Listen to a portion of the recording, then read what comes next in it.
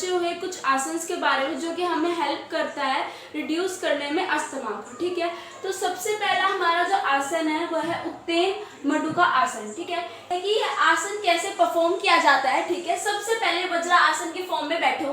ठीक है, दूसरा अपने पैरों को फोल्ड करो और जो अपने पैरों के अंगूठे हैं वो एक दूसरे टच करो पीछे करके। ठीक है, उसके बाद थर्ड पॉइंट, जो हमारा राइट हैंड है उसको लेफ्ट शोल्डर पे रखो और जो हमारा लेफ्ट हैंड है उसको राइट शोल्डर पे रखो। ठीक है, ऐसे करके ये योगा किया जाता है। उसके बाद हमें क्या करना होता है, उसके बाद हमें फिर अपना जो बैक होती है वो स्ट्रेट करना होता है और सांस अंदर और एक्सेल और इनहेल करनी होती है।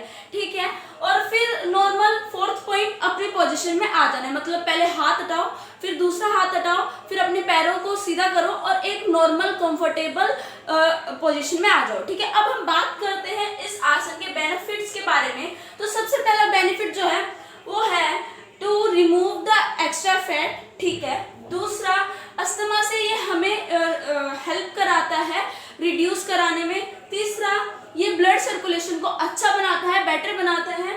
ठीक है, फोर्थ ये फ्लेक्सिबिलिटी देता है। बात करते हैं प्रिकॉशन की, तो सबसे पहला पॉइंट, अगर किसी को नीज प्रॉब्लम है तो वो भी इस आसन को अवॉइड करे। दूसरा, अगर कोई प्रेग्नेंट औरत है तो भी वो इस आसन को अवॉइड करे। थर्ड पॉइंट, अगर किसी को एल्बो या फिर शोल्डर में पेन है तो ये आसन अवॉइड करे। ठीक है, अब हम बात करते हैं फोर्थ पॉइंट के बारे में, वो है ऊर्ध्व हस्तासना। ठीक है, ये कैसे कैसे परफॉर्म किया जाता है अब हम उसके बारे में बात करते हैं। सबसे पहला पॉइंट, हमें खड़ा होना है ताड़ा आसन में। ठीक है, उसके बाद हमें अपनी फिंगरों को ऐसे जोड़ लेना है एक दूसरे के साथ। उसके बाद हमें एक बार राइट तरफ मुड़ना है और दूसरा और एक बार लेफ्ट तरफ। तो इसमें इस आसन में सिर्फ और सिर्फ इतना ही होता है। ठीक है, अब हम बात करते हैं बेनिफिट्स के बारे में। तो सबसे पहला पॉइंट, ये हमारी हाइट को इंक्रीज करने में हमारी हेल्प करता है। दूसरा, ये हमारे बैक पेन को रिमूव करने में हमारी मदद करता है। तीसरा, ये वेट लूज भी करवाता है।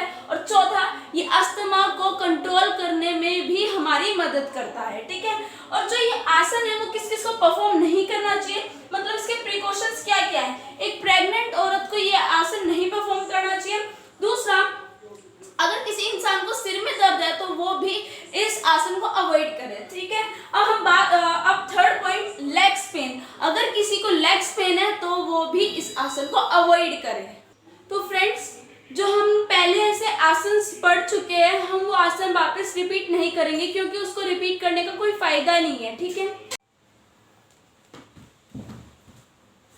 अब हम बात करते हैं हमारे नेक्स्ट डिजीज के बारे में, वो है हाइपरटेंशन। ठीक है, इसका मतलब क्या होता है, जब हमारा ब्लड प्रेशर जो होता है वो इंक्रीज हो जाता है तो उसको बोलते हैं हम हाइपरटेंशन। ठीक है, दूसरा पॉइंट, जो ये डिजीज है वो मिडिल एज बंदों के अंदर तो दिखती ही दिखती है, पर आजकल क्या यंगस्टर भी सफर कर रहे हैं इस डिजीज से। ठीक है, थर्ड पॉइंट, जो ये डिजीज है वो किस यूनिट्स में मेजर की जाती है, इसकी यूनिट्स होती है mmHg, मतलब मिलीमीटर ऑफ मर्करी। ठीक है, जो हमारा नॉर्मल बीपी होता है वो 120 से 180 के उसमें रहता है।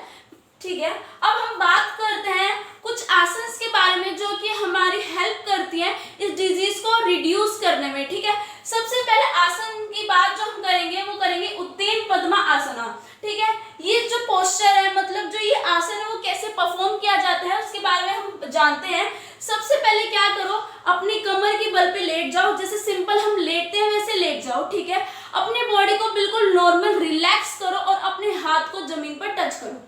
ठीक है, उसके बाद आपको क्या करना है, उसके बाद जैसे कि आप ये लेटे हो, ठीक है, आपके हाथ बिल्कुल ऐसे नॉर्मल पोजीशन में हो आप ये। ठीक है, उसके बाद आपको क्या करना है, जो आपके लेग हैं वो आपको ऊपर करने हैं। ठीक है, और जो आपके हाथ हैं वो ऐसे ही नॉर्मल पोजीशन में रहेंगे।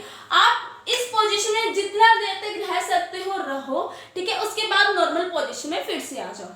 ठीक है, उसके बाद हम बात करते हैं बेनिफिट्स के बारे में, इसके क्या क्या बेनिफिट्स होते हैं। सबसे पहला बेनिफिट, ये हमारा वेट रिड्यूस करने में हमारी हेल्प करता है। दूसरा, हमारी टेंशन को कम कर देता है। तीसरा, ये रिड्यूस कर मतलब हमारी हेल्प करता है रिड्यूस करने में हाइपरटेंशन को। बात करते हैं प्रिकॉशंस के बारे में, मतलब ये आसन किस किस को परफॉर्म नहीं करना चाहिए। सबसे पहला पॉइंट, जिसको इंजरी हो नेक में, बैक में या फिर लेग मसल्स में, वो ये आसन अवॉइड करे। दूसरा, प्रेग्नेंट औरत भी ये वाला आसन अवॉइड करे। तीसरा, अगर किसी पर्सन को कार्डियक डिजीज है तो वो भी ये आसन को अवॉइड करे। ठीक है, अब हम बात करते हैं सेकंड आसन के बारे में, वो है मकरा आसन। ठीक है, तो ये आसन जो है वो कैसे कैसे परफॉर्म किया जाता है, अब उसके बारे में जानते हैं। ठीक है, तो सबसे पहले क्या करना है, हमें फ्लोर पे लेट जाना है अपने पेट के बल। ठीक है, उसके बाद सेकंड पॉइंट, हमें जो हमारा राइट हैंड है उसको ऐसे रखना है और लेफ्ट हैंड को अपने ऐसे ऊपर रखना है, मतलब ऐसे करके। ठीक है, जैसे कि हम स्कूल में हेड डाउन करते थे ना, वैसे ही हमें हेड डाउन करना है पर लेट के। ठीक है, उसके बाद हमें ऐसे करने के बाद अपना सिर इस पे रखना है। ठीक है, उसके बाद हम जितना अपने पैरों को खींच सकते हैं उतना खींचें। ठीक है, और इस पोस्चर में आप 2 या फिर 5 मिनट तक रहें और उसके बाद आप अपनी रिलैक्स पोजीशन में आ जाएं। ठीक है, हाँ, अब हम बात करते हैं बेनिफिट्स के बारे में। तो सबसे पहला बेनिफिट्स है कि ये जो हमारी नीज पेन होता है उसको कम करती है। दूसरा, हार्ट डिजीज को भी रिड्यूस करती है। तीसरा, हाइपरटेंशन जैसी बीमारी को भी दूर करती है, मतलब कम करती है। ठीक है, ये जो आसन है वो किस किस को नहीं करना चाहिए, मतलब प्रिकॉशंस क्या क्या होती हैं। सबसे पहला, जिसको स्टमक प्रॉब्लम हो, मतलब कोई प्रॉब्लम हो रिलेटेड टू स्टमक, वो इस आसन को अवॉइड करे। ठीक है, और प्रेग्नेंट औरत को भी आसन जो है वो अवॉइड करना चाहिए। थर्ड आसन की वो है शवासन। ठीक है, इसमें ये जो आसन होता है वो कैसे कैसे परफॉर्म होता है, अब उसके बारे में बात करते हैं। ठीक है, तो हमें क्या करना होता है, सबसे पहले हमें सिंपली जैसे लेटते हैं बैक करके वैसे लेटना है हमें। ठीक है, दूसरा, हमें अपने हाथों को ऐसे रखना है। ठीक है, मतलब फ्लोर पे ऐसे रखना है और अपना जो फेस है वो बिल्कुल ऊपर रखना है। ठीक है, और अपने पैरों को बिल्कुल रिलैक्स करके, अपनी पूरी बॉडी को रिलैक्स करके हमें लेटना है सिंपली। ठीक है, और ब्रीथ लेनी है स्लोली और डीपली। ठीक है, तो इस आसन में बस इतना ही होता है। उसके बारे में अब हम जानते हैं उसके बेनिफिट्स के बारे में। सबसे पहला, ये रिड्यूस करता है बीपी, मतलब ब्लड प्रेशर को।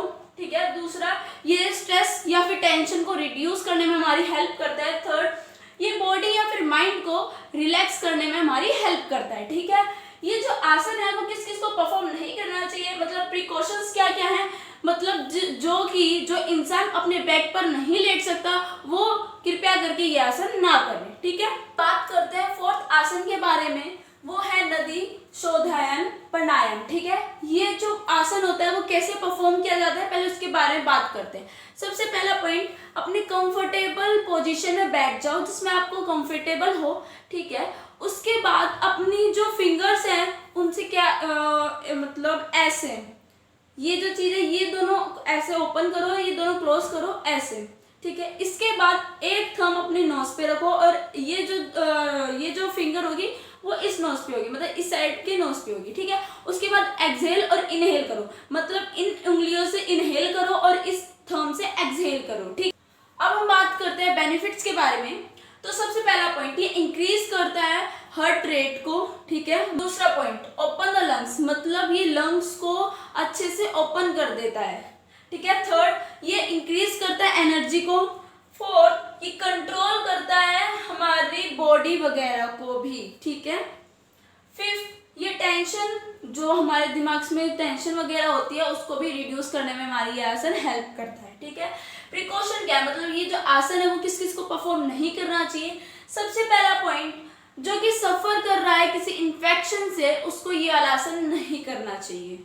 बात करते हैं फिफ्थ आसन की, वो है शीतला प्राणायाम। इसमें क्या होता है, ये मतलब ये आसन कैसे परफॉर्म किया जाता है, अब उसके बारे में पता लगाते हैं। ठीक है, तो सबसे पहले एक कंफर्टेबल पोजीशन में बैठ जाओ। सबसे पहले एक कंफर्टेबल पोजीशन में बैठ जाओ। ठीक है, उसके बाद ध्यान मुद्रा में बैठो। ध्यान मुद्रा में मतलब अपनी आंखें बंद करो और अपने हाथों को ऐसे करके अपने घुटनों पर रखो। ठीक है, उसके बाद अपनी जीभ को निकाल के कुछ इस तरीके से मोड़ो, ऐसे करके। ठीक है, और वैसे आपको ये पिक्चर भी दिख रही होगी, ये इस तरीके से आपको अपनी जीभ को फोल्ड करना है। और ठीक है, इसके बाद आपको अब एक बार इनहेल करना है और फिर उसके बाद एक्सहेल करना है और अपनी पोजीशन में आ जाना है, ठीक है। अब हम बात करते हैं इसके बेनिफिट्स के बारे में। तो सबसे पहला बेनिफिट्स, ये बहुत कूल होता है हमारे माइंड के लिए और हमारी बॉडी के लिए, ठीक है। दूसरा, ये हेल्प करता है हमारी एक ही चीज में फोकस करने के लिए।